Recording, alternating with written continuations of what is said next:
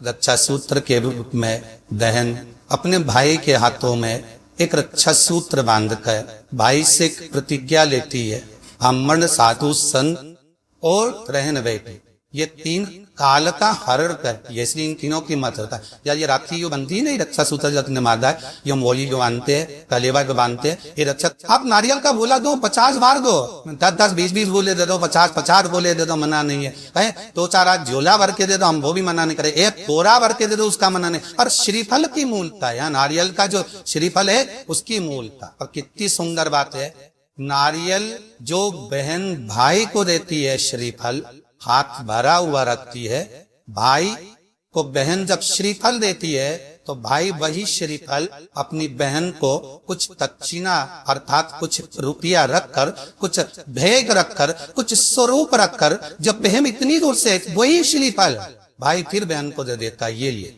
तू दे, तू रख ले।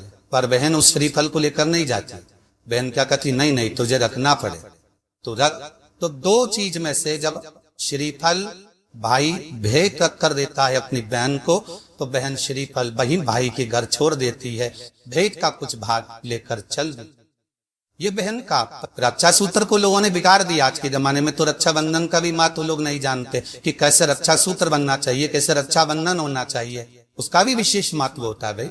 और एक बात कहूंगा आज रक्षाबंधन पर, आपका अच्छी लगे तो आप स्वीकार करना, ना लगे तो आप छोड़ देना। वैसे वैसी और वाला महाराज तारी तारी बोली बोले तो बोलने में तो भाई बीचातूंगा नहीं। एक निवेदन आप सबसे करूंगा, आपका अच्छा लगे अपने जीवन में उतारिएगा, ना लगे कोई बात नहीं, छोड़ दीजिएगा, पर उतारना जरूर। बहन से प्रॉपर्टी के चक्कर में कितना भी झगड़ा चल रहा हो, बहन का भाई से एक मकान के चक्कर में कितना भी झगड़ा चल रहा हो, संपदा के चक्कर में कितना भी झगड़ा चल रहा हो, तो भी निवेदन करूंगा, बहन और भाई तुम खूब लड़ो प्रॉपर्टी और जमीन के लिए, पर रक्षाबंधन के दिन कम से कम एक दूसरे के नहीं भी जाओ तो फोन लगाकर जीजी और बहन भाई से, भाई बहन से एक बार तो बात कर लो, क्योंकि धन अपनी जगह रह जाएगा साहब, बाहर धन नहीं जाने वाला, आपका व्यवहार, आपका प्रेम जाने वाला। माना उसने कुछ भी करा हो, अदालत में केस लगा दिया हो, 25 केस चल रहे हो अदालत में, 50 बार तुम्हें पेशी पर जाना पड़ रहा हो, 50 बार झगड़े हो गए, 50 बार तलवार लेकर खड़े हो गए, डंडे लेकर खड़े हो गए, एक दूसरे का मारने पर तैयार हो गए, पर निवेदन है, एक माता के गर्भ से तुम जन्मे हो, कम से कम उस माता के दूध का फर्ज अदा करो।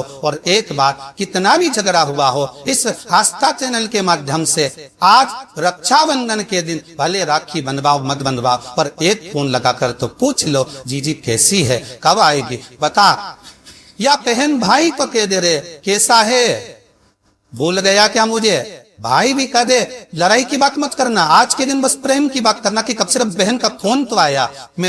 मेरा मन कहता है, मेरा दिल कहता है कि शायद दिवाली पर जितनी आतिशबाजी नहीं हुई होगी, उतनी आतिशबाजी आपके दिल में होगी कि जिसका केस चल रहा है वो फोन लगाकर पूछ रहा है कि भाई ने पूछा बहन से, बहन ने पूछा भाई से, कैसी हो, भाभी से बात कर लो, थोड़ा बच्चों से बात कर लो। माना अदालत में देखा जाएगा, लड़ाई झगड़े सब होंगे, सब कुछ होगा। कौरव और पांडवों की कथा तो देखो रे, कितनी सुंदर है। पांडवों की बहन सुभद्रा राखी बांधने कौरवों को जाती है, कौरवों की बहन राखी बांधने के लिए पांडवों को जाए।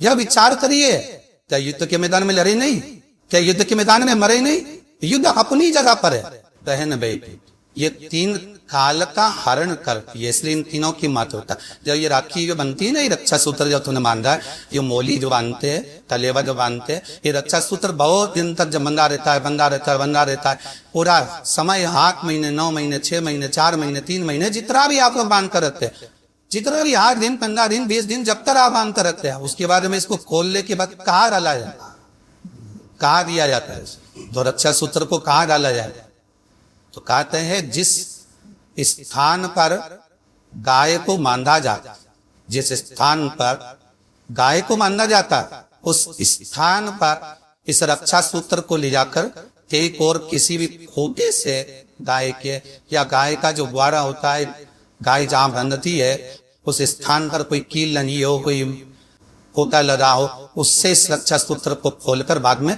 बांध दिया जाता, वहां रख दिया। क्यों, किस लिए रखते हैं?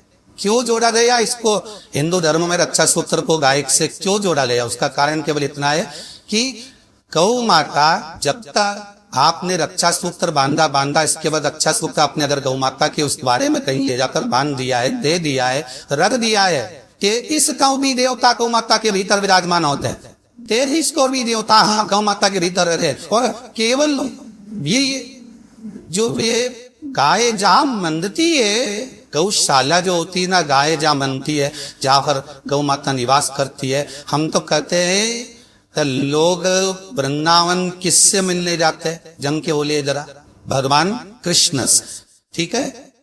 और भगवान कृष्ण किसको चराने जाते हैं? गौ माता।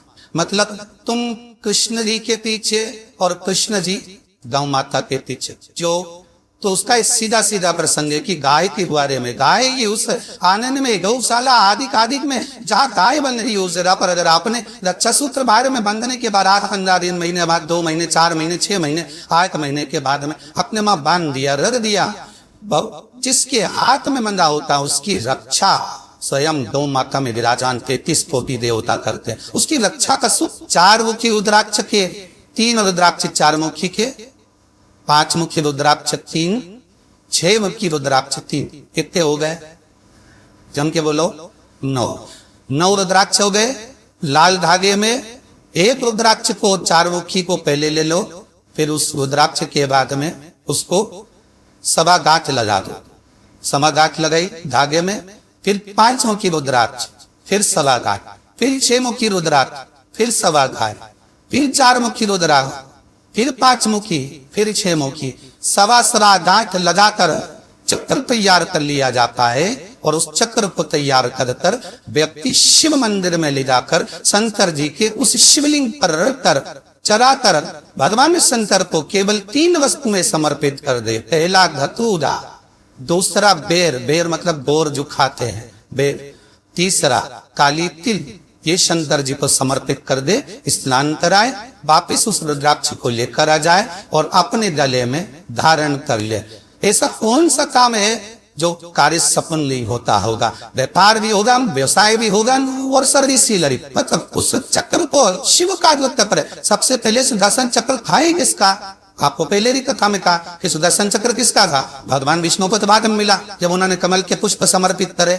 जिसको शनि चल रहे हो, जिसको शनि का प्रभाव चल रहा हो, शनि बकरी चल रहा हो, ढैया 7.5 चल रही हो, आप कुछ भी ना कर सकते हो, तो भी शनि महाराज को अगर आप तेल चढ़ाते हो थोड़ा सा भी, उसमें भी अगर आप रुद्राक्ष का स्पर्श कराकर रुद्राक्ष को भिंगो कर अगर वो तेल चढ़ा देती हो तो वो शिव शनि को प्राप्त होता है। मतलब काशी में बैठे हुए शनि महाराज को भगवान विश्वनाथ की स्थापना जिस शनि महाराज ने करी थी काशी विश्व, उन शनि को प्राप्त होता है। शनि प्रसन्न होकर आपको वर प्रदान कर कर चली जाता है।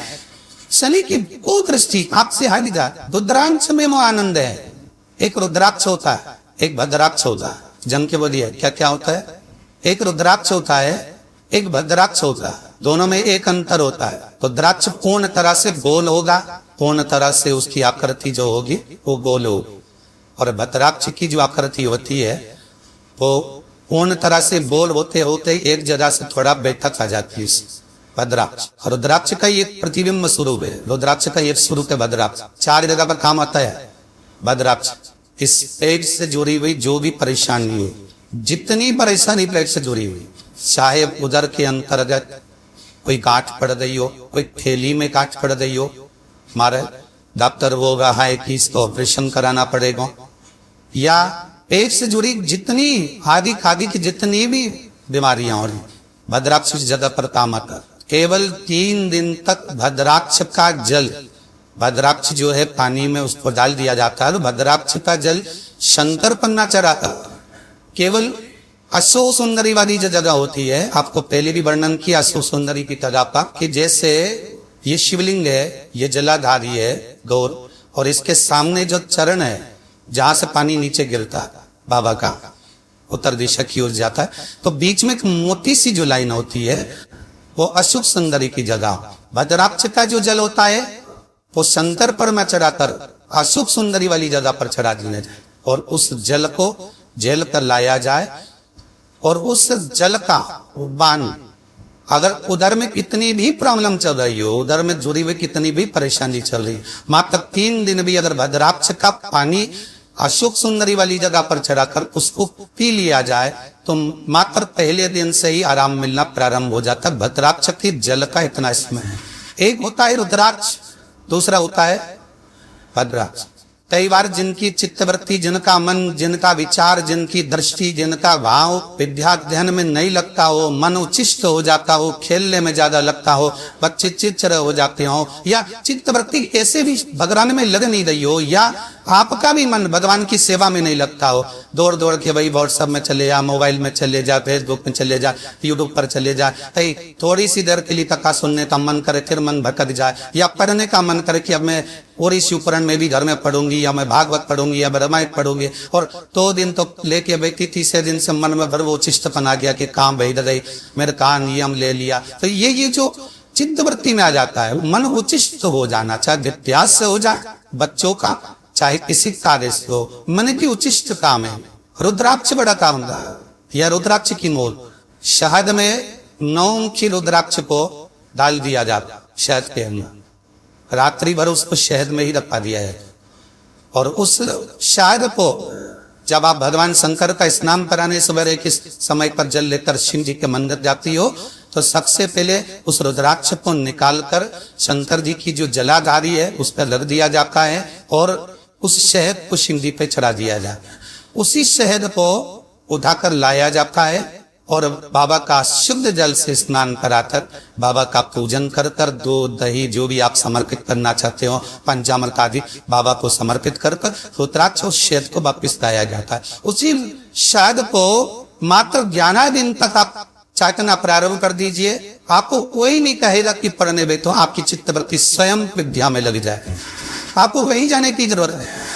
रुद्राक्ष शंकर का वो अश्रु है, रुद्राक्ष मेरे बाबा का वो अश्रु है, रुद्राक्ष मेरे कालाधिपति का वो सुंदर अश्रु है जिसके बल पर जीव सब कुछ प्राप्त कर सकता।